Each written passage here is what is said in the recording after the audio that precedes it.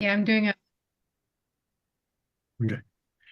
Okay, I think we'll get started. Good evening, everyone. Calling this meeting to order of the October 24 general membership meeting of the Independent Neighborhood Democrats. My name is James Campbell. I am the president. Uh, so first things first, last night, thanks to everyone. I know a few people here. I know Joe, you were on. Uh, Probably a few others here. I was on, of course. We had a pretty big phone bank for Kamala Harris and Tim Walz. Uh, True fact here, we got because there was a bit of an issue with our sign up on Mobilize because it was what DNC required. We actually had to we posted it twice and we ended up getting capacity each time. I also have give an announcement in 1 second, but I just remembered. Uh, so we actually had to increase our capacity. We ended up not needing it, but it was still that the energy is definitely there. Just as we always say in the beginning of these meetings, Independent Neighborhood Democrats welcomes debate and discussion on topics of concern to the members of the community by candidates for office and others. IND believes in the right to free political speech, but believes strongly that personal attacks, profanity, intimidating or threatening gestures or words, attempts to silence speakers, or similar inappropriate behaviors are unacceptable. Individuals engaging in such behaviors should be asked to leave.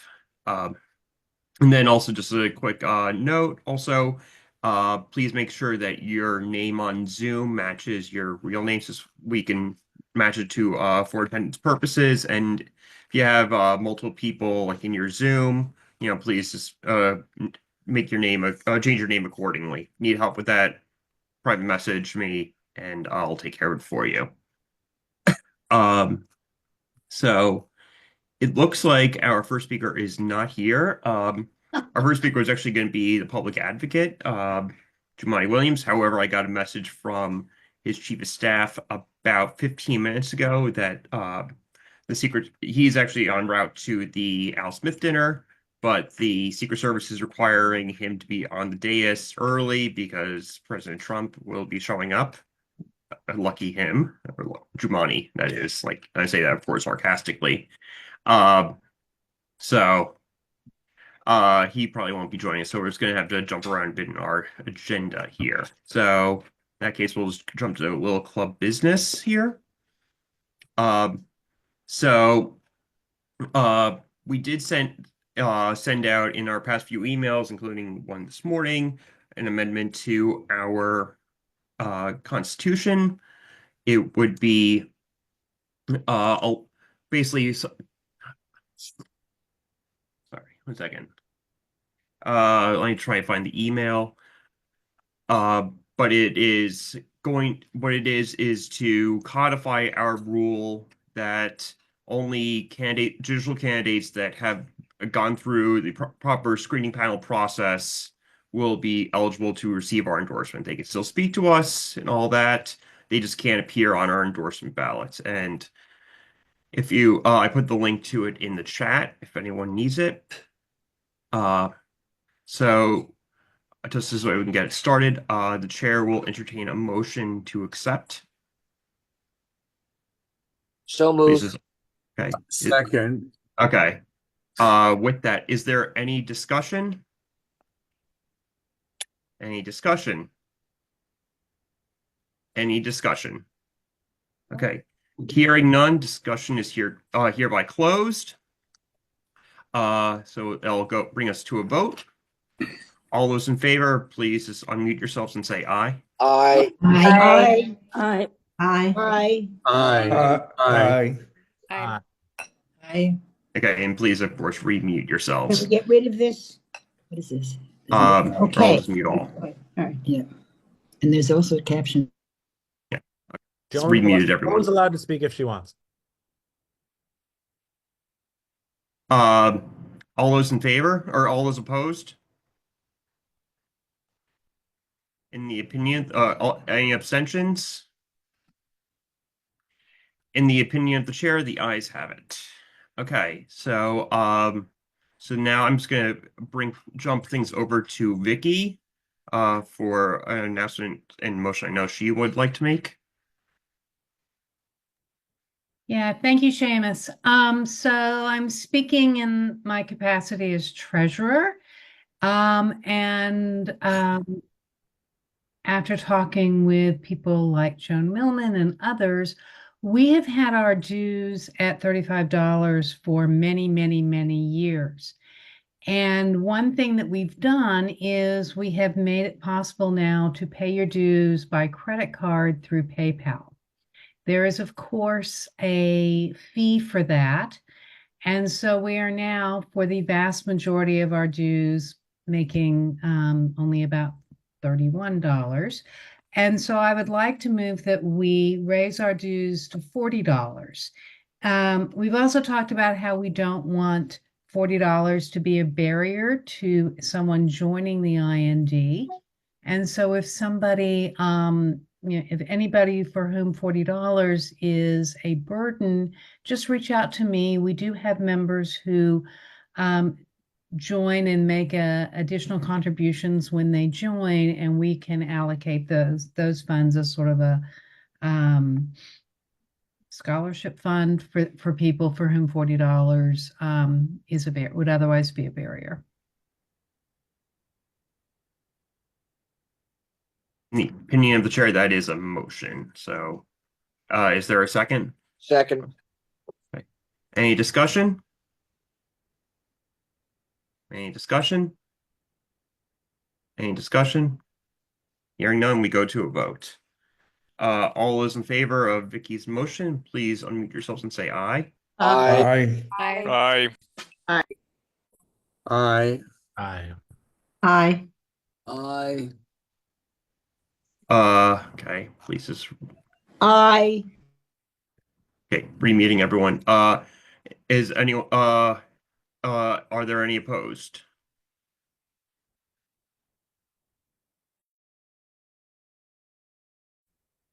Okay, any abstentions? Hearing none, the motion is passed and our dues have been raised. Okay, and I see our other speaker has just jumped on, so I'm gonna pass the floor over to her in just a second.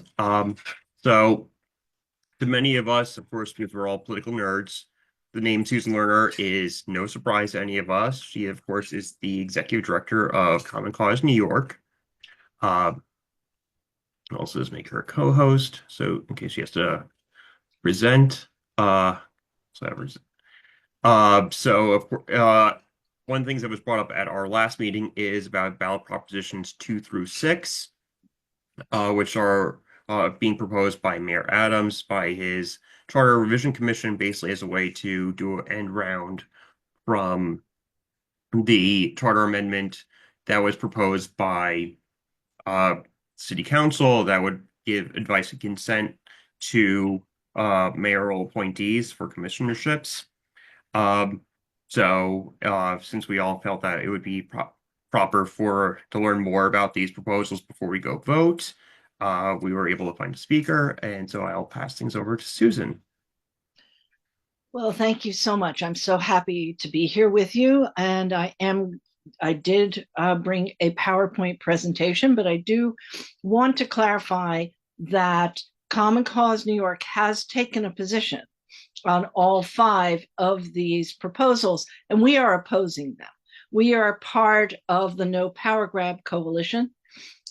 We were concerned from the very beginning, the first announcement of the mayor's Charter Revision Commission, that it was a hack job and a sham. And unfortunately, I believe that experience has shown that that assessment was correct. So let me bring up my slides. And oh, this is annoying. I'm working with a different PowerPoint, and so it's being difficult, of course. Trying to get to a presentation so that you don't see all of the side stuff. But I don't know what's going on here. So let me see if I can. Do you need me to share it? Because I have it up. Yeah. That would be great. Thank you. Now my technological weaknesses have been revealed to a large number of people. Okay, let me just get it up and running here. Great. Thank you, Seamus. Susan, I understand. Joanne, thank you. I mean, I can handle most things, but if you change things on me, then I might be a little out of it. So this obviously is a presentation on the no side of props 2 through 6. Our tagline is NICS 2 through 6, pretty easy to remember. And so if we can go to the next slide, Seamus, that means I'm going to have to ask for your assistance throughout. So I'm going to not spend a lot of time on the Charter Revision Commission. I assume everybody in the club was very aware of what was happening, how rushed it was, how the first report came out almost simultaneously with the commission having been announced. It was clear that there was an agenda from beginning to end. Next slide. And within a very short time period, they came up with their final proposals. They went through the motions of having public input, but as you can see from the pictures, almost nobody showed up in a lot of places because nobody knew this was happening. Next slide. So basically, it is our assessment and the assessment of the coalition that opposes these propositions, which includes almost all members of the city council, not everybody, but almost all, that props 2 through 6 are a sneaky power grab. They're a danger to New York City democracy and New Yorkers. And not surprisingly, the ballot language is vague and misleading. It sounds very placid, like things that people would want, but underneath the very harmless language, there's a lot going on. You know, we can talk about the process and how really bad it was all day, but let's go to the real problem with it, which is this is a clear power grab on the part of the mayor who wants to undercut the ability of the city council to hold him accountable, to hold any mayor accountable, and to be able to engage in an appropriate amount of oversight. And he is particularly outraged, newsflash, big surprise, by the council's attempt to actually assert oversight and control over the police department and related law enforcement. So there are some very peculiar things. And it basically is a move to really destroy the checks and balances that are in the city charter. If you recall, the city charter was written in 1989 by some people who were truly independent and really thought through a lot of processes, and is generally a pretty good document. Even in a strong mayor situation, which is what we have in our system, there are still checks and balances. And the council has a very real oversight responsibility. And what these 6 proposals really, what these 5, really the first 4 attempt to do is to really interfere with that already somewhat imbalanced balance of power and eliminate as many checks and balances as the mayor wants to kick to the curb. The final proposal is one that is there, we think, kind of as a sweetener to fool people, because it doesn't really do anything. So let's talk about the proposals. Next slide, Seamus, please. And just about our coalition, we are 50 plus strong. It's civil rights and community groups.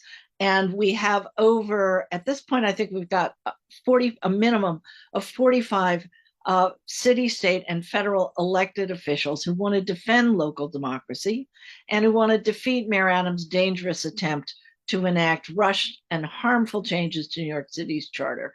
Thank goodness we have elected officials who are willing to stand up to a bully. Next slide, please.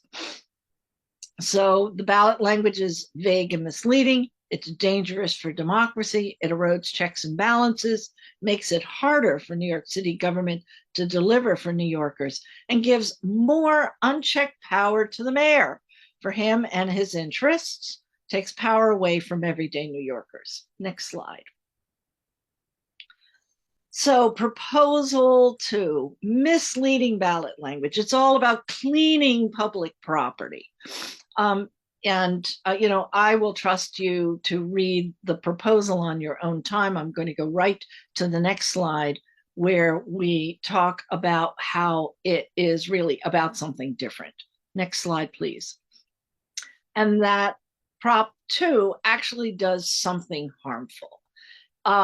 It expands enforcement and targeting of small businesses. It talks about expanding the sanitation department, allowing it to clean up medians and places where they say they can't go in to clean up, but it's really about expanding the police power of the sanitation department's enforcement.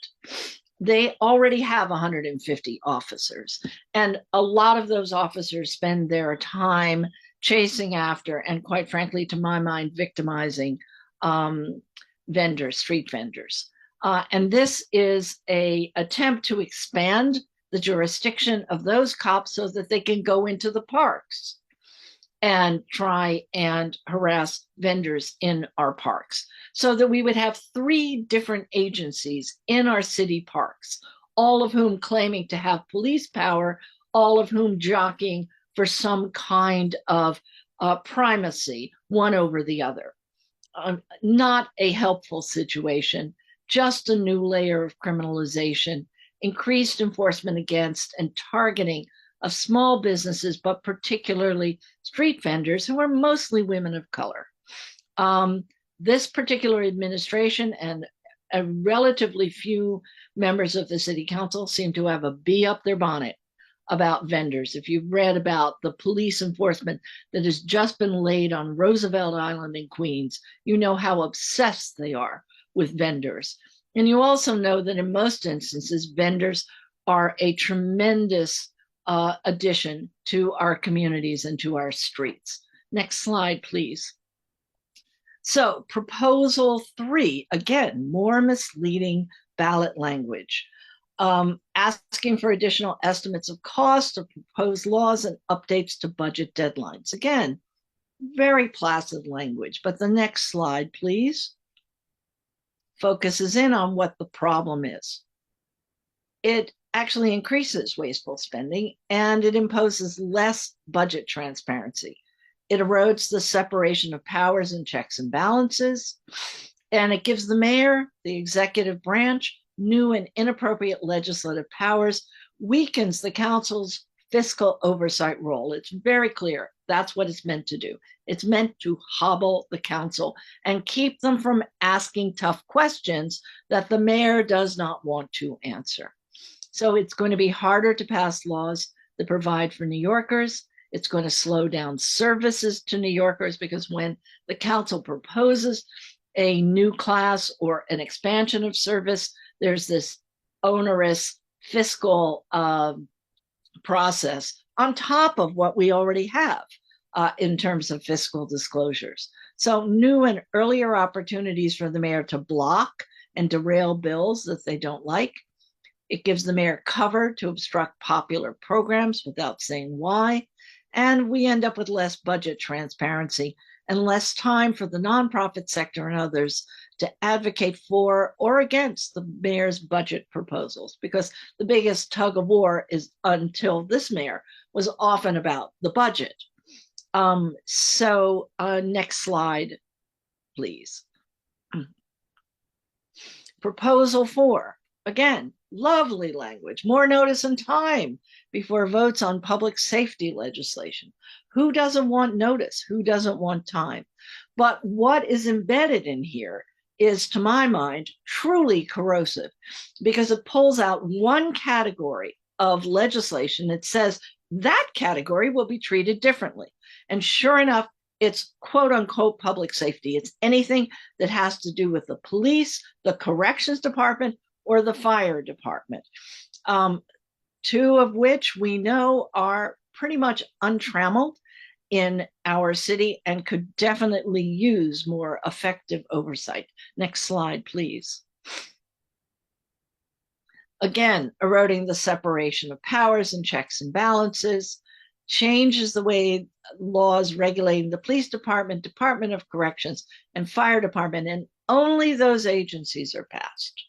And it also turns the mayor and the police department into quasi-legislators who can then call their own legislative hearings, which is absolutely unheard of in terms of the separation of powers. And I personally believe this may very well have been the motivating factor in all of this and expanding the sanitation department enforcement. This mayor is all about policing, not about services, not about the well-being of the city. And this is just another example of how he is willing to corrode oversight over the police and law enforcement and dole out special favors to them. So it's going to make it even more challenging than it already is, which is extremely difficult, to pursue oversight, accountability of the two least transparent and accountable agencies, the Department of Corrections and NYPD. If nothing else, we have to stop this, but we should be stopping all of these proposals. So next slide, please, Seamus. Again, misleading ballot language, capital planning, something anybody who is concerned about city government would want to see. Next slide, please. But this one's particularly sneaky because it purports to build on a proposal by Comptroller Brad Lander, but in actuality, it does not. So Brad has said that Prop 5 is meaningless and it fails to improve the city's capital planning process in any way. Brad actually made a detailed proposal to the Charter Revision Commission, but they weren't there to really hear from anybody other than the mayor. And instead, they kind of picked up his idea, hollowed it out, and threw it back out in a meaningless way to make it seem like, oh, look, we were following the comptroller's advice. Very sneaky, very backhanded.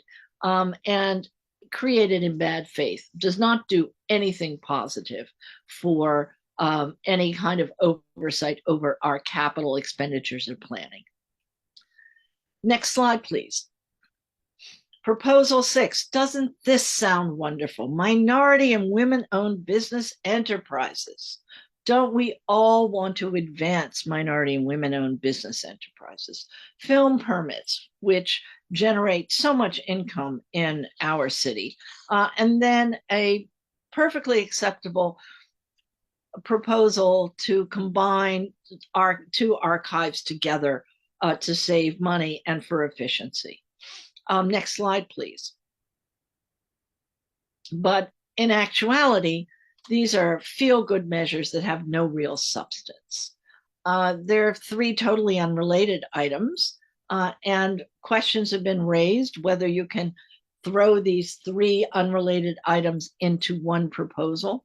There's supposed to be a one-issue rule. And it simply renames and restates the role of an office dealing with minority and women-owned businesses to be the Chief Business Diversity Officer. So it doesn't actually add anything. It doesn't give that office any particular powers or any budget. It just does a name switch and embeds them in the charter. Renames and largely restates the role of that mayoral office. And it gives the illusion of change because it's already there. Why do we need it in our charter?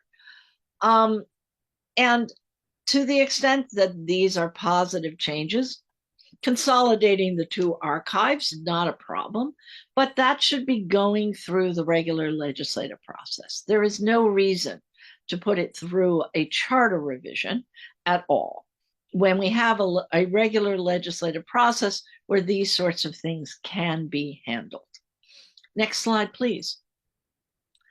And polling shows, unfortunately, that 2 of 3 New Yorkers have heard nothing at all about the charter revision and the upcoming ballot measures. And but 2/3 of New York City voters disapprove of Eric Adams' and how he is handling his job as mayor. The number of polls that have been done that show Adams' figures in his unfavorability ratings absolutely skyrocketing are almost too numerous to count. So people don't know about this power grab, and that's why I am so pleased that we have the opportunity to present to the club and really outline what the problems are. Next slide, please.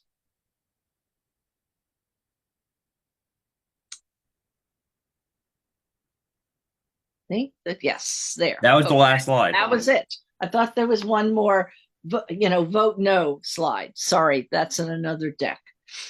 So thank you, Seamus, for helping me out with the tech. So that is the overview on these sham proposals. And I'm happy to answer questions to the extent that I can.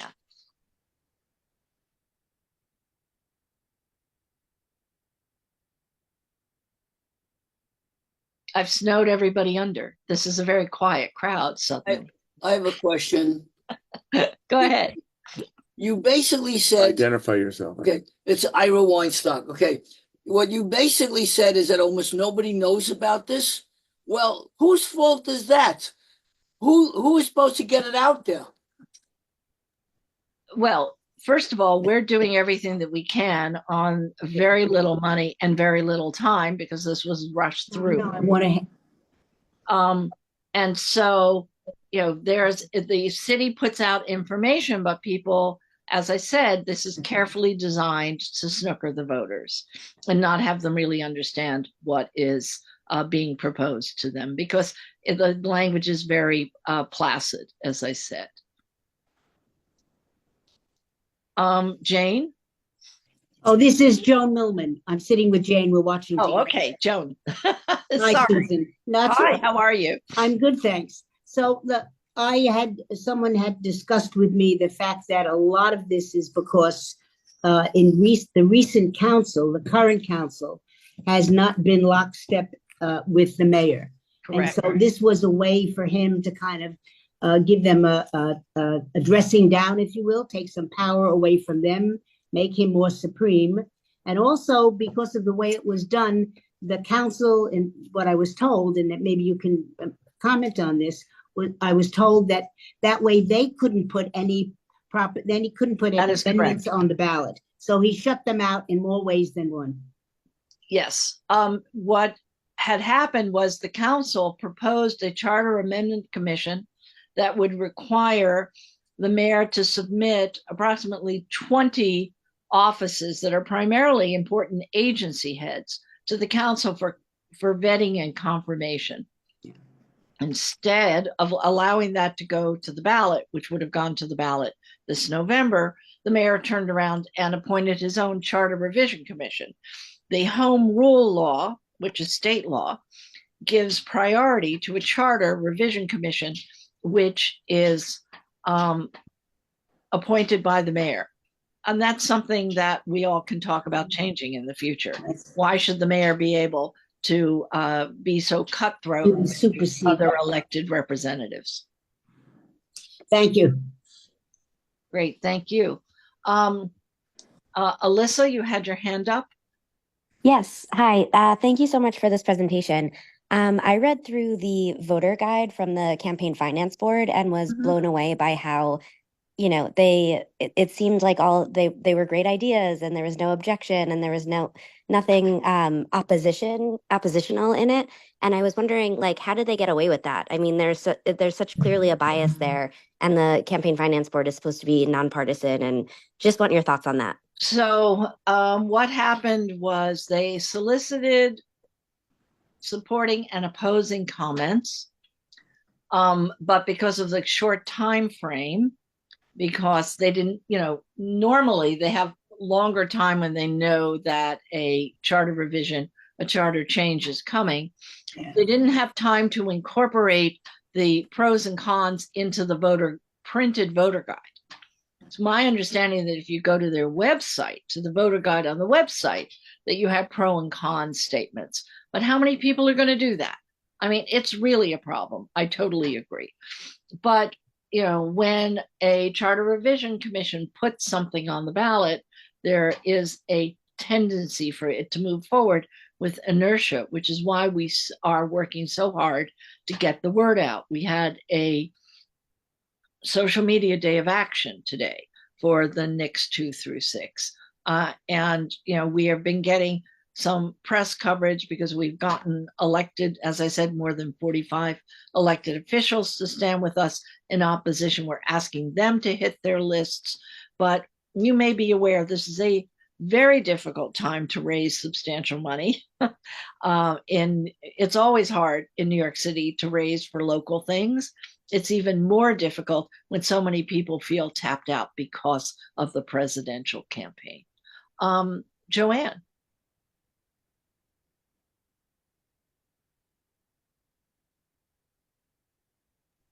Do you need to Joanne, ask? you're on mute. You're on mute. Do you need to be unmuted? Yes. What I did was I had something else was up on my screen, and Whoop, you're on. I couldn't find the thing to undo it. Sorry. Jan just put the link to the pros and cons that are on the Campaign Finance Board website, NYC Votes, in the chat. Thank you, Jan. Thank you, Jan. I was going to, it wasn't what I raised my hand for, but I think it's a good idea, Seamus, if we, when we send out our emails from IND, that maybe what we do is also direct people to this link and let people know that there's this effort with regard to NICSing 2 through 6 and where to go for more information and help with that. So we can do that through our e-blasts. But I've had a surprising number of people ask me about this. And certainly when I'm speaking as an elected official, at the state level, I really tell people, talk to the council members. They will tell you why they don't like it. But also I've talked to neighbors who are lawyers who could not figure out what the heck this was about. Yeah. And also Prop 1, which is badly worded as well. And that is a problem. And people mix that up and think that's the language in the bill, the statute, for example, and it wasn't. So when it comes to 2 through 6, I've basically been telling people that, regardless of mayor, the charter was well drafted, but it's also very executive centric, much like our state constitution. Yes. And that this is all about separation of powers, and we need to keep those powers separated. And people kind of tend to understand that. And I think the mayor's current troubles probably are putting a fine point on that. But I think that, I would say have the same view about this, regardless of who was currently the mayor. Yeah, thank you. Helen, you've had your hand up for a while. Thank you. Thank you. This is not exactly on this topic, but I'm just curious. What do you think is going to happen with the mayor and Kathy Hochul? Any thoughts? Joanne, maybe. Joanne, Common Cause doesn't make political predictions. Oh, okay. How about Joanne? I don't make political predictions at a meeting. Okay. But who knows? I mean, we'll see. Okay. That's it. That's my question. Okay. Well, listen, everybody, thank you. I hope that the club does vote to oppose these proposals and gets the word out to your members. And you have, great influence. Vicki, you have your hand up. Sorry. I have my hand up only to make a motion that let me shut up. That we take everything you've told us and that we support the your efforts on no power grab and spread the word on NICS on 2 through 6. Second. The chair is interpreting that as a vote or motion for us to suspend the rules and vote to give a no endorsement, or like no, instead of no endorsement, saying no, the endorsement will be for voting no on ballot proposals 2 through 6. Is that correct, Vicky? Yep, that's Okay. exactly. I Yeah, that's been second the second- motion. It was already seconded by Art. Is there any discussion? That was fast. Any discussion? Any discussion? Hearing none, discussion is closed. All those in favor, please unmute and say aye. Aye. Aye. All those Sari opposed? says aye. Sari says aye. All those abstaining? In the opinion of the chair, the ayes have it. We're telling everyone to vote no. Thank Thank we- you so much, Susan. This really was very informative. Thank you. Really grateful for the opportunity, and we will share templates for emails and social media messages with you in the next few days. Okay. Thanks again. Great. Good night, Thank everybody. you. Thank Good you. night.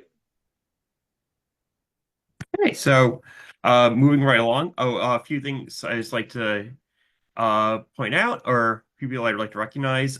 We have joining us this evening, Abiomi Wint and Turquoise Haskin, nominees for countywide civil court judge, as well as nominee for municipal court the civil court, municipal district 6 of the civil court, Norma Jean Jennings.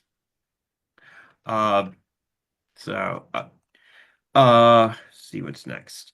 So, is there any representatives or elected officials who would like to speak? Or yeah.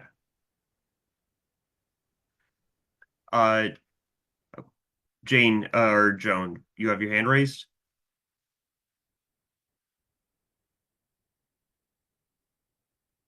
Jane or Joan, do you have your... I wanted to make I wanted to make a good and welfare announcement. Our Mhm. e-board member, Maya Kornberg, had a baby boy last night.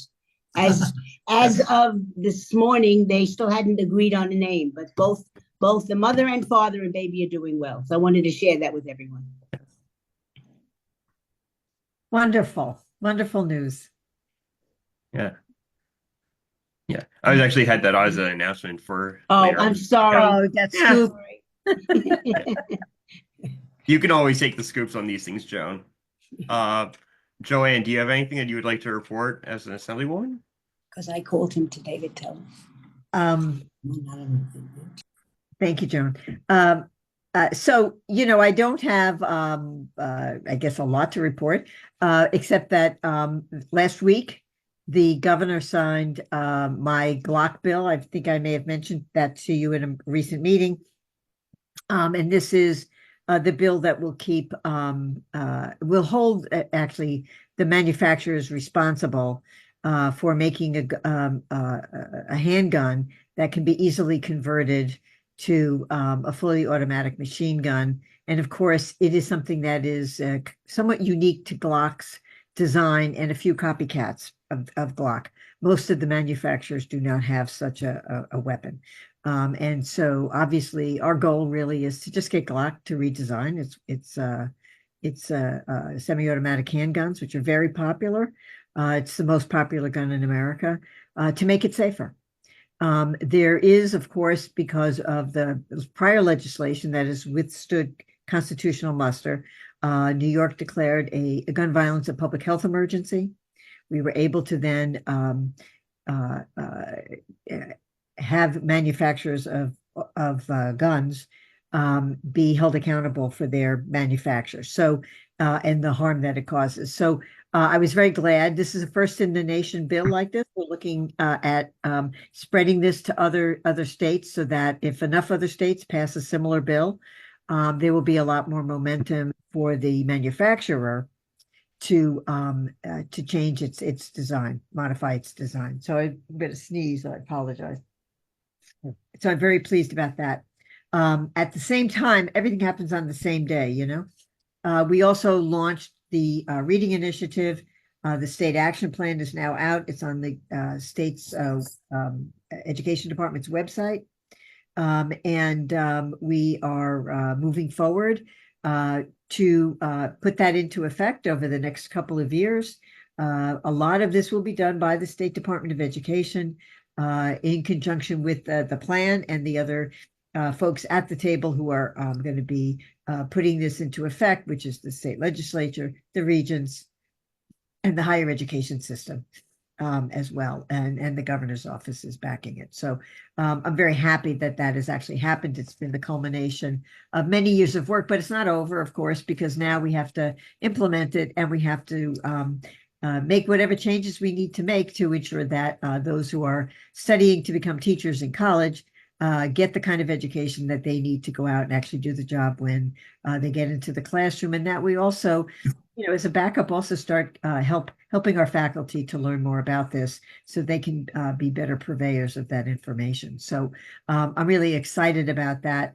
Those are my two big things. Right now, what I'm doing is knocking on doors in various districts. One of the things, of course, that I've been focused on is helping those people in Brooklyn that have tough general elections. We haven't had a lot of support from some other folks to do that. So I've gone out to help Senator Chu and Chris McCrate. And last weekend I went out to East Rockaway, which of course is Queens, to help Stacey Pfeffer Amato.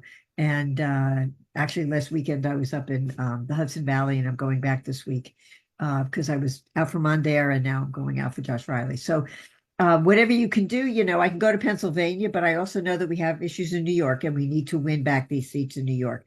So I'm really focused on trying to help win back these seats in New York as well. And that's what I'm doing. And I really encourage everybody to get involved in any way. We're working on, getting ready for session, having a lot of meetings with a lot of people about a lot of issues. One of the bills that I have is a bill to daylight our street corners, which the rest of the state has to do, but New York City has an exemption. And I know a lot of community boards, 19 community boards in the city have endorsed universal daylighting, which is not, they're not endorsing the bill per se, but maybe some of them will. But that the concept of universal daylighting, which makes it easier to see around the corners so that drivers don't end up hitting people trying to cross the street. And that's, of course, an important issue.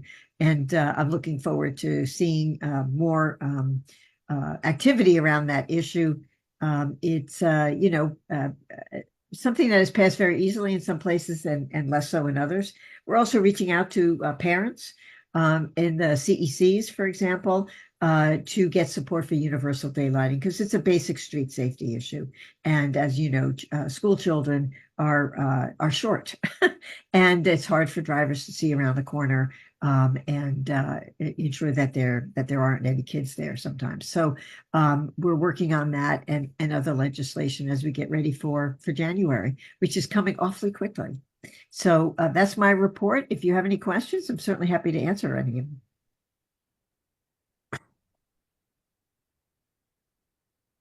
Okay, well, see, I was just perfect presentation, answered all your questions. Thank you very much. Okay. I know we have Brian Gross from Councilmember Hanif's office. You'd like to say a few words about what's going on with in that area or the district? Hey everyone, my name is Brian Gross. I'm the Constituent Services Director from Councilwoman Shahana Hanif's office. I just want to announce a few things. I'll keep it short and sweet, don't worry. First thing is that participatory budgeting season is here. And on the 19th of October, this weekend, we'll have a participatory budgeting open house from 12 p.m. to 4 p.m. at Powerhouse Arts in our district, District 39. Another quick thing I want to announce is our office's annual fun run is on Saturday, October 26th at 9 a.m. You can contact me to register. And that's pretty much all I have. I also just wanted to introduce myself in general. If you have any sort of constituent concerns in our district, Park Slope, Carroll Gardens, Gowanus, you can just contact me. I'll put my email in the chat. Yeah, if you have any constituent concerns at all, don't hesitate to reach out to me. Thank you.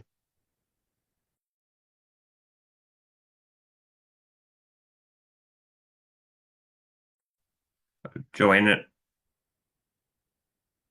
Sorry, thank you, Brian. It's nice to meet you. I don't actually have a question for Brian, but I did remember something that I had forgotten. And that is that Senator Granardis and I and others are doing an event at Grand Army Plaza to get out the vote for Prop 1, which is the state proposition, on the 26th at 9 o'clock, which doesn't mean that you shouldn't go to the fun run. But I just wanted to say that we were also doing that at that time. So thank you. Yeah, it's no problem. Thank you. okay, any other electeds or representatives here? Don't see anyone. Okay, so now we're into the new business section of the meeting. Is there any new business? Well, I just have a few things. Just as announcements, let's bring up the list. Sorry, had my so also try and juggle my phone with the run a show. Yeah, so of course, plenty of campaign activities going on. If yes, Raul, then I'll call on you right after I'm finished. Just with your question in the chat. So of course we one of the big things that this club has been very supportive of is the Equal Rights Amendment. So of course it has not been getting as much attention as some other races. But if anyone would like to any sort of campaign literature to hand out at poll sites, I have a bunch, so just please reach out to me and I'll try to get some to you, because even if you just want to hand out pamphlets at outside your poll site on election day or during early voting, you know, of course, as long as you're 100 feet away, totally go for it. Yeah. Okay. Meeting. I have also juggling another Zoom because I have something with my union this evening, in full disclosure.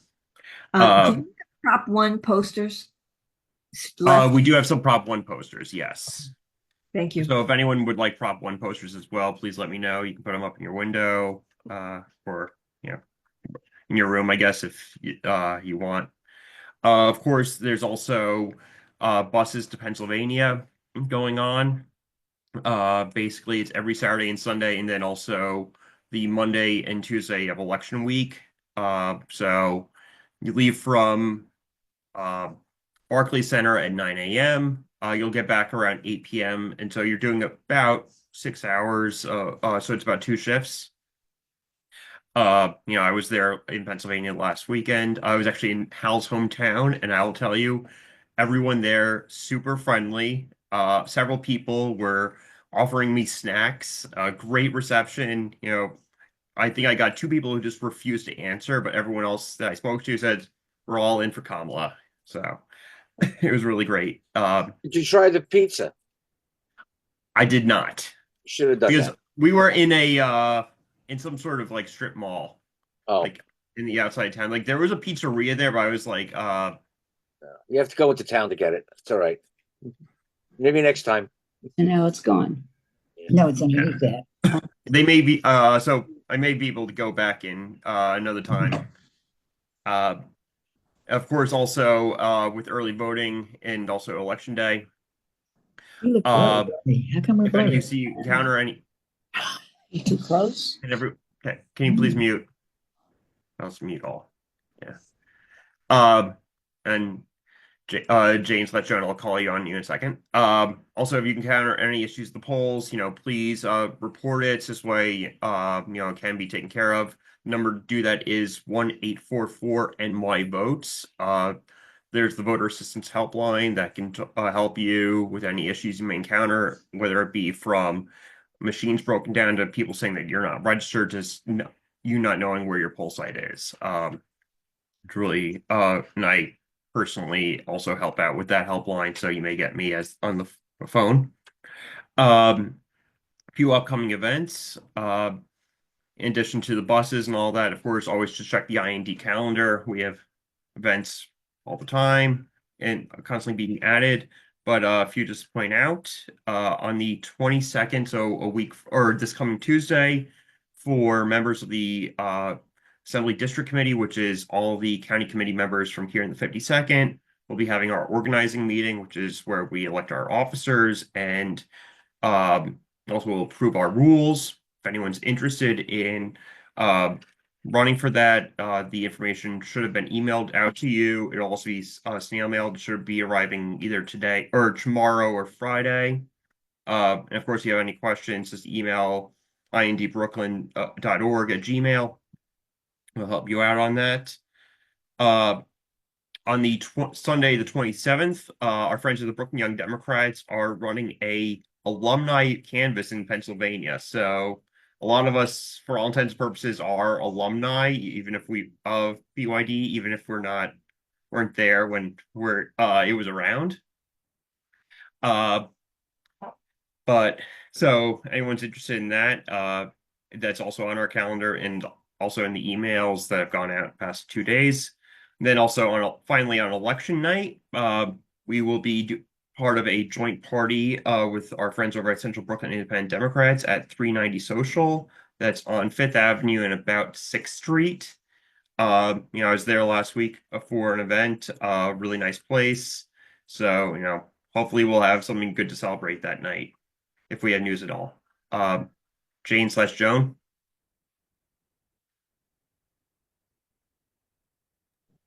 I wanted to ask Joanne if she had any more of those wonderful Harris posters that you had produced, and we saw them at the Atlantic Antic. I do indeed. I've been giving some out to neighbors. Linda Blyer came by today and picked up another couple of posters. So I have probably about 15 at home that I could give away. So if you want them, they're there. I also have a few more of the ones that just say Harris Walls that I went to it. I took some from the convention, but I wasn't able to get too many because the ones that everybody liked, everybody was taking. The ones nobody liked are on the floor. But I went to some other event where they had many more posters. So some say Kamala, with the colors, and some say Harris Walls. So I have a few of both of those. And I know Nancy got a few as well, so. Yeah, and Seamus, can I make another comment? Not a question.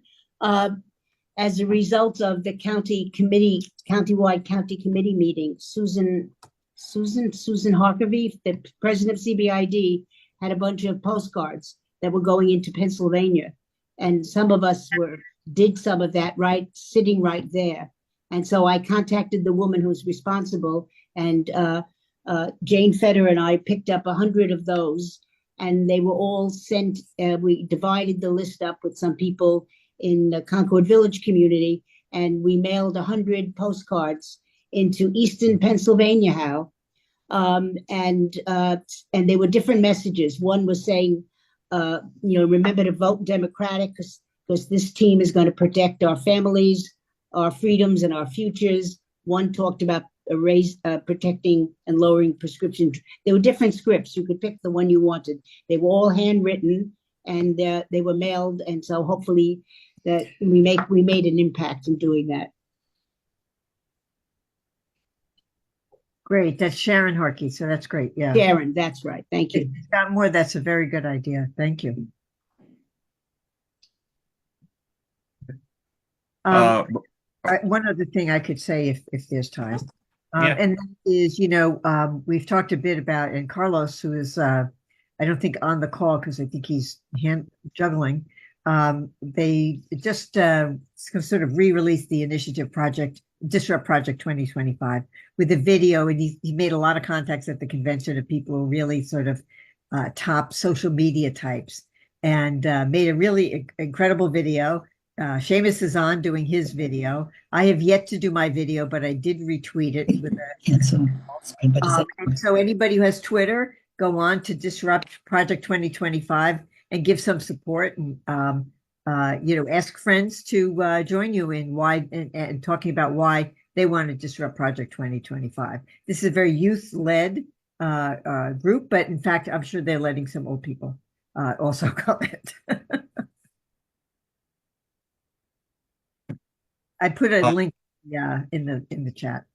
Yeah, I can tell you actually the video that I put out, which was recorded during the DNC at the delegate welcome party, has so far gotten about 10,000 views. Like, it was a sleeper when I first put it out, and then suddenly it went viral today. So my Twitter's been blowing up. So which That was the plan for today, viral. Yeah, great. Raul, you said you had something to say? Yeah, hi everyone. Great to be here.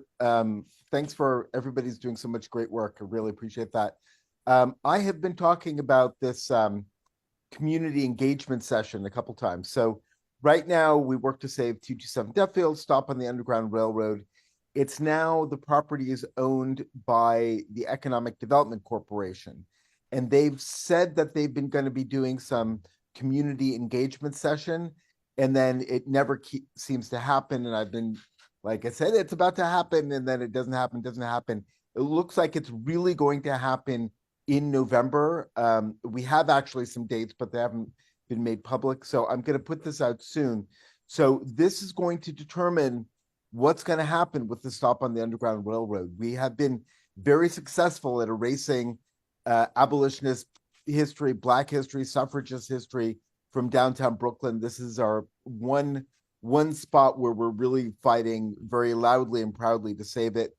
So we'll be needing people, and I'll give out the dates as soon as they are public. But in the meantime, we've been putting on some walking tours.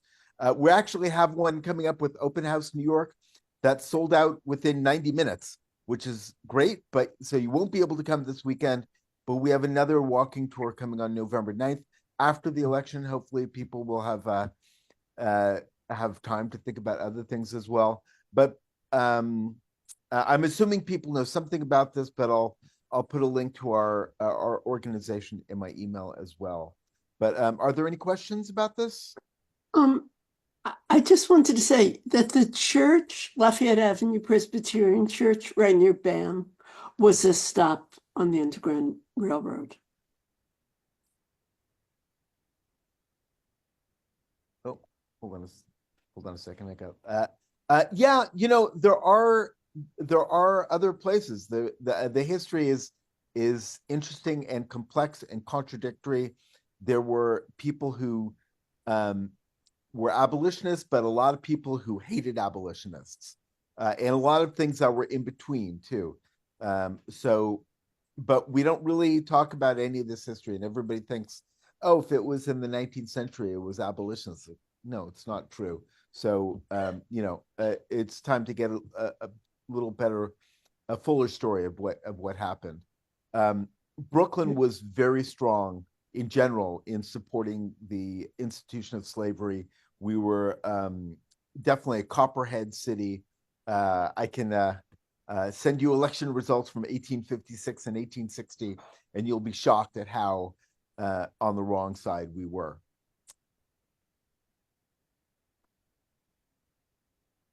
Well, good to know. What can I say? You know, Helen, one of the things that is key here is the reason this place is has been recognized is that the community fought for this during the 2004 rezoning, when the EIS said that there was no underground railroad activity in downtown Brooklyn because there were no Black property owners in downtown Brooklyn. Which of course is ridiculous because that's not what the Underground Railroad is about. Exactly. Thank you, Vicki.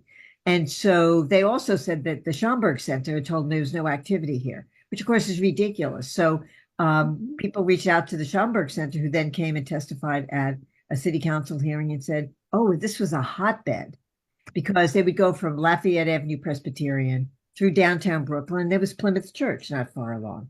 And so this whole area was a corridor in the Underground Railroad. And so I had no idea about that. And so one of the things we're doing is trying to make sure people know more about how downtown Brooklyn was part of that corridor.